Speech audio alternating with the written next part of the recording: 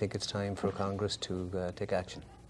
Well, I do. And I think that I appreciate that today, especially, there's been a lot of discussion about actually doing something about this particular piece of machinery that has made this particular gun much more lethal. But I think Congress should do more. And I think we really need to see this as not only an issue around the guns themselves, but around public health.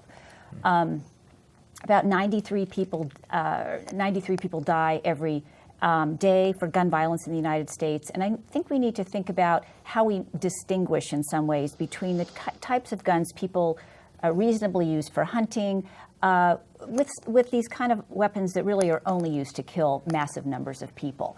And so I think there are other things that Congress should consider in addition to this, which I'm thinking, given the conversation, may pass, but also looking at more clearly defining waiting periods, really looking into background checks.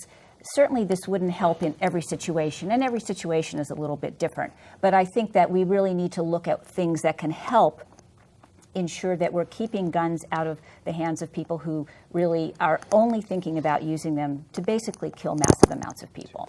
Carol Nelson, gun control was a lost cause even when there was a divided government. Now Republicans control both houses of Congress and the White House. Is there any chance that there's going to be movement on this with midterm elections coming up next year? I truly hope so. I truly hope so, because I hope that this is not a situation where we're talking about gun control for the next 2 weeks and then it's one of those things that we kind of brush underneath the rug again. I think that the problem is sometimes when you say gun control, you say those two words.